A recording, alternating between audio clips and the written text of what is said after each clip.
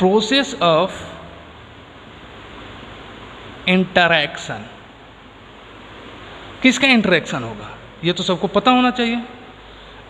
Process of interactions of chemicals. Chemicals मतलब वैसा process जिसमें केमिकल्स का क्या हो, इंटरैक्शंस हो, और क्या हो, chemicals, to form new chemicals, या कहीं कंपाउंड भी कह सकते हैं, ये यानी केमिकल रिएक्शंस क्या है, process of interactions of chemicals to form new chemicals और कंपाउंड्स। ठीक है, जैसे नो व्हेन हाइड्रोजन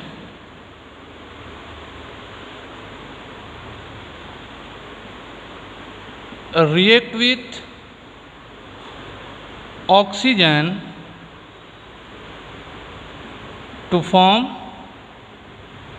water। सबको पता है कि जब हाइड्रोजन्स क्या करें, ऑक्सीजन के साथ रिएक्ट करें तो वाटर का फॉर्मेशन हुआ, यानी कि हाइड्रोजन और ऑक्सीजन का इंटरैक्शंस हुआ। अब इस इंटरैक्शंस की वजह से एक नया हमारा केमिकल्स फॉर्म हो गया विच इज कॉल्ड वाटर।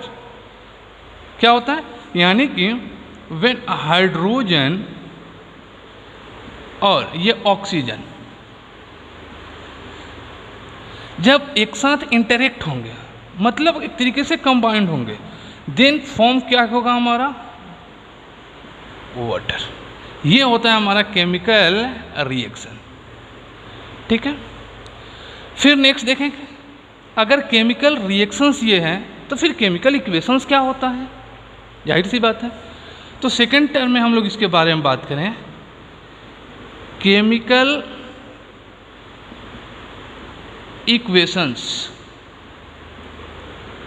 ठीक है, कि केमिकल इक्वेशंस क्या है, कि अगर केमिकल रिएक्शंस को हमने डिफाइन कर लिया कि process of interaction of chemicals to form a new compounds, then what you mean by chemical equations. तो सिंपल सी बात है, इस केमिकल इक्वेशन जैसे कि आपने यहाँ पे देखा हाइड्रोजन और ऑक्सीजन कंबाइंड होकर के क्या किया, वाटर का फॉर्मेशंस किया। तो केमिकल रिएक्शंस को थोड़ा ज़्यादा इंफॉर्मेटिव बनाने के लिए, मतलब जैसे हाइड्रोजन और ऑक्सीजन अगर कंबाइंड हो तो वाटर का फॉर्मेशन करे, सही है, बट हाइड्रोजन और ऑक्सीजन को किस रेशियोस में मिलाया जाए जिसके वजह से वाटर का फॉर्मेशन हो, ये यहाँ से हमें पता नहीं चल रहा है। तो इसके लिए क्या करेंगे, हम इस हाइड्रोजन और ऑक्सीजन का सिंबॉलिक फॉर्म लिखते हैं, देन वाटर को भी हम सिंबॉलिक फॉर्म में यूज करते हैं। तो एक तरीके से देखा जाए तो केमिकल रिएक्शंस को मोर इन्फॉर्मेटिव बनाने के लिए हम केमिकल इक्वेशंस का यूज करते हैं। और इसको डिफाइन कैसे किया जाता है, सिंपल सी बात है, सिंबॉलिक या मैथमेटिकल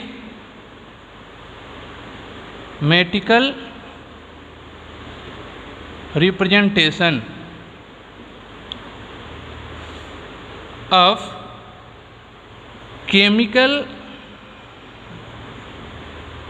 इक्वेशन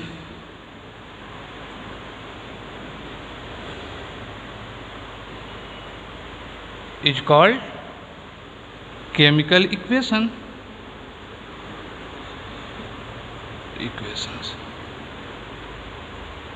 ठीक है, मतलब केमिकल जो रिएक्शंस आपने यूज किया उसका केवल सिंबॉलिक या कहें तो मैथमेटिकल रिप्रेजेंटेशन जो है वही हमारा क्या कहलाता है, chemical equation, sorry chemical reactions. जो केमिकल रिएक्शंस आपने यूज किया ऊपर में, उसका केवल सिंबॉलिक रिप्रेजेंटेशंस या मैथमेटिकल रिप्रेजेंटेशन करते, वही हमारा क्या होगा, केमिकल इक्वेशंस। Very good.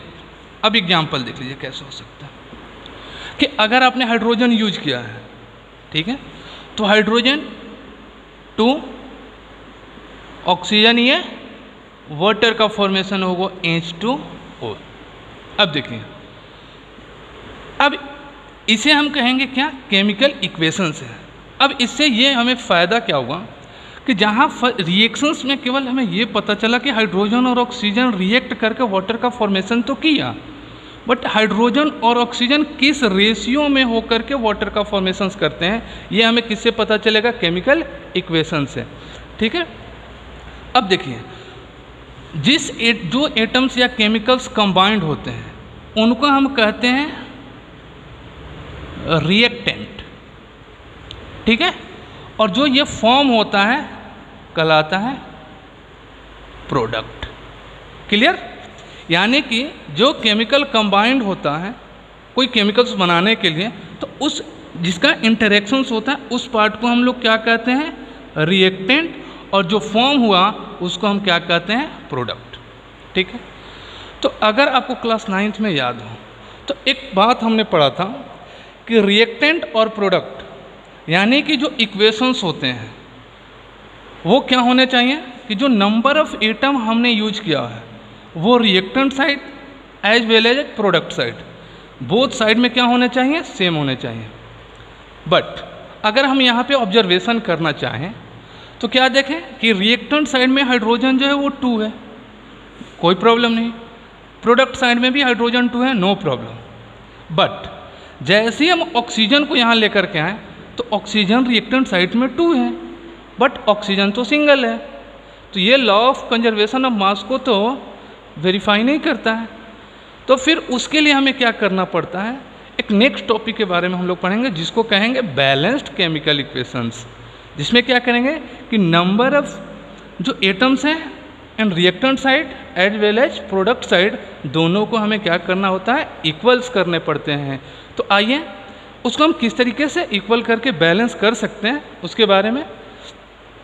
तो जहाँ तक हमें लगता है कि अब आज के बाद आपको केमिकल रिएक्शंस और इक्वेशंस से रिलेटेड कोई भी प्रॉब्लम्स नहीं होने चाहिए।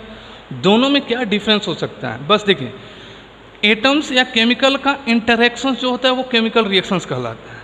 अब उस केमिकल रिएक्शंस को थोड़ा ज़्यादा इंफॉर्मेटिव बनाने के लिए, ज़्यादा इंटरेस्टिंग बनाने के लिए उसका केवल मैथमेटिकल रिप्रेजेंटेशन यानी कि उसको सिंबल के फॉर्म में डिनोट कर देना ही केमिकल इक्वेशंस कहलाता है।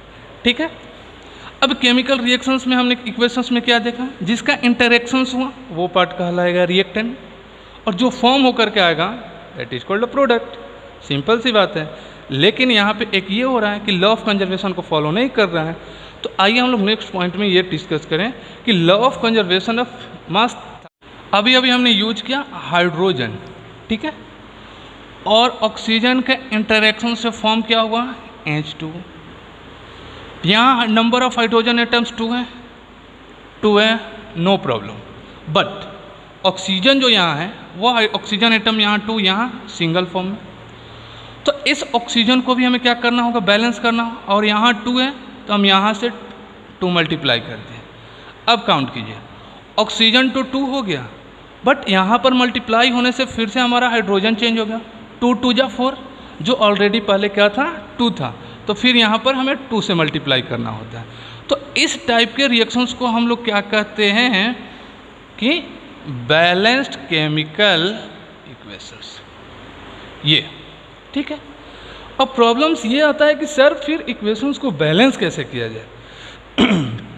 ठीक है, ये तो सिंपल था और ऐसा भी नहीं, चूँकि मैक्सिमम एग्जाम में क्वेश्चंस आते हैं बैलेंस करने के लिए इक्वेशंस को, और मैक्सिमम स्टूडेंट क्या करते हैं उस पर रफ करना स्टार्ट कर देते हैं। नॉर्मली कुछ तो हो जाते हैं, बट कहीं कुछ प्रॉब्लम्स हो जाते हैं जहाँ पर हम बैलेंस अगर कहीं फ्रैक्शंस में आ जाए तो वहाँ पर फिर बच्चों को क्या होता है? प्रॉब्लम होता है। तो आज के क्लास में हम आपको ये बताने वाले हैं कि किसी भी रिएक्शंस को, चाहे किसी भी टाइप्स का हो, उसको बैलेंस और वो भी ईजी वे में कैसे कर सकते हैं। ठीक है, तो आइए देखिए, सिंपल सी बात है, यहीं से स्टार्ट कर रहे हैं। Balancing of chemical equations. देखिए, केमिकल इक्वेशंस को बैलेंस कैसे किया जाए, तो सबसे पहले हम कुछ बात बता दें। पहला, मेटल को याद रखिएगा, बैलेंस करना होगा आपको। अगर इक्वेशंस में अगर मेटल आपको दिखा तो फर्स्ट ऑफ ऑल आपको अगर बैलेंस करना है किसी को तो फिर नॉन मेटल का, फिर चूँकि अब मेटल्स में यूज करना होगा तो सोडियम कर सकते हैं, मैग्नीशियम कर सकते हैं, एल्यूमिनियम का यूज कर सकते हैं। फिर नंबर थर्ड, अगर आपने मेटल को बैलेंस कर लिया देन आफ्टर आपको नॉन मेटल को बैलेंस करना होगा। फिर अगर आपने नॉन मेटल को बैलेंस कर लिया तो देखिए ऐसा नहीं है कि मेटल को बैलेंस करने के बाद नॉन मेटल पे मेटल्स को हम भूल जाएंगे, बिल्कुल नहीं। फर्स्ट काम है मेटल्स को बैलेंस कीजिए, ठीक, देन उसके बाद आएंगे नॉन मेटल्स पे। और जैसे ही नॉन मेटल को बैलेंस करेंगे फिर से हम देखेंगे कि मेटल हमारा अभी भी बैलेंस है कि नहीं है, ठीक है। अगर मेटल हमारा बैलेंस है नॉन मेटल को बैलेंस करने के बाद भी, देन थर्ड पॉइंट हम लेकर के आएंगे ऑक्सीजन, ठीक है। फिर क्या करेंगे, हम ऑक्सीजन को बैलेंस करेंगे। और जैसे ही ऑक्सीजन को बैलेंस करेंगे आपको याद रखना है फिर से हमें फर्स्ट स्टेप पर चला जाना है, यानी कि फिर से मेटल को चेक करेंगे बैलेंस है कि नहीं है, फिर नॉन मेटल को चेक करेंगे और फिर फोर्थ पॉइंट एंड लास्ट पर आएंगे हाइड्रोजन। और जैसे ही हाइड्रोजन को हम बैलेंस करेंगे फिर से चले जाएंगे फर्स्ट स्टेप पे, यानी कि हर स्टेप को फॉलो करने के बाद, बैलेंस करने के बाद आपको फिर से फर्स्ट स्टेप को फॉलो करना है, ठीक है। और इस मेथड का यूज करके हम किसी भी टाइप्स का जो भी केमिकल सिक्वेशंस होगा इजी वे में हम बैलेंस कर सकते हैं, ठीक है। आइए इसका हम लोग यूज करके भी देख लें एक्सपेरिमेंट, ऐसा ना हो कि केवल ये फॉर्मूला तक ही रह जाए, इसका यूज ही नहीं हो सकता है। तो आइए सिंपल सी बात, कार्बन और ऑक्सीजन कुछ ये है, मतलब कार्बन और ऑक्सीजन मिलकर के कार्बन मोनोऑक्साइड का फॉर्मेशन कर दिए। तो पहले हमने क्या बताया, मेटल को बैलेंस करना है, ठीक है। लेकिन इस इक्वेशंस में जो रिएक्टेंट साइड है हमारा, मेटल नहीं है, अब्सेंस है, कोई प्रॉब्लम नहीं, मेटल को छोड़ दीजिए। सेकेंड पार्ट क्या है, नॉन मेटल को बैलेंस करना। नॉन मेटल हमारा क्या है, कार्बन है, तो कार्बन रिएक्टेंट साइड में भी सिंगल है, यहाँ भी सिंगल है, मतलब बैलेंस है, कोई प्रॉब्लम नहीं। नेक्स्ट आएंगे ऑक्सीजन पर, ठीक है। ऑक्सीजन रिएक्टेंट साइड में कितना है, 2 है, तो प्रोडक्ट साइड में भी हमें 2 करना होगा। तो 2 करने के लिए कि यहाँ क्या करें, मल्टीप्लाई कर दें, सिंपल सी बात है। अब जैसे ही ऑक्सीजन को हम बैलेंस किए, हमने क्या बताया, फिर से फर्स्ट स्टेप को फॉलो करेंगे। फर्स्ट स्टेप मेटल, जो कि यहाँ नहीं है, छोड़ दीजिए। फिर नॉन मेटल को देखिए, यानी कार्बन यहाँ रिएक्टेंट साइड में सिंगल है, बट यहाँ तो अनबैलेंस हो गया, ये कार्बन यहाँ पे 2 है, तो फिर इसको बैलेंस कीजिए, बैलेंस हो गया। अब नेक्स्ट आइए हाइड्रोजन, हाइड्रोजन तो है ही नहीं, मतलब that is a balance chemical equation, simple तो था। एक और देख लीजिए, स्टेप बाय स्टेप और ऐड कर लिया जाए। यानी कि अगर मान लीजिए ये, ठीक है, अगर ये वाटर के साथ रिएक्ट करे कुछ इस तरीके से, इसको शॉर्ट कर दे थोड़ा, ठीक है। अब यहाँ पे जो फॉर्मेशंस हो रहा है, मान लीजिए मैग्नीशियम हाइड्रोक्साइड MgOH2 प्लस और क्या बच रहा है हमारा, N हाइड्रोजन मिला करके हम NH3, ये जो इवॉल्व होगा उसको बाहर निकाल दें। अब आइए इसको बैलेंस करना है, तो पहला काम हमारा क्या होगा, मेटल को बैलेंस करें। इसमें मेटल कौन है, मैग्नीशियम, तो रिएक्टेंट साइड में मैग्नीशियम कितना है, 3, प्रोडक्ट साइड में मैग्नीशियम सिंगल है, मतलब इसको बैलेंस करने के लिए हमने यहाँ 3 से मल्टीप्लाई कर दिया। चलिए मेटल हो गया, उसके बाद नॉन मेटल को, नॉन मेटल हमारा क्या है, नाइट्रोजन है, नाइट्रोजन यहाँ कितना है, 2 है, प्रोडक्ट साइड में नाइट्रोजन सिंगल है, मतलब इसको डबल कर दे, 2 से मल्टीप्लाई कर दिया। चलिए नॉन मेटल को, फिर मेटल पे जाएंगे, मेटल यहाँ भी 3, यहाँ भी 3, अभी तक कोई प्रॉब्लम नहीं है। नेक्स्ट आइए ऑक्सीजन को बैलेंस कीजिए। रिएक्टेंट साइड में ऑक्सीजन कितना है, सिंगल, लेकिन प्रोडक्ट साइड में काउंट कीजिए, ऑक्सीजन 2 के साथ यहाँ मल्टीप्लाई करके 2 और यहाँ 3 से कर रहा है, मतलब ओवरऑल हाइड्रोजन जो वो कितना है, 6, ठीक है। मतलब यहाँ ऑक्सीजन अगर सिंगल है, इसको भी चेक करने के लिए हम क्या करेंगे, 6 से मल्टीप्लाई, ठीक है। 6 से मल्टीप्लाई कर दें, मतलब ऑक्सीजन बैलेंस हो गया।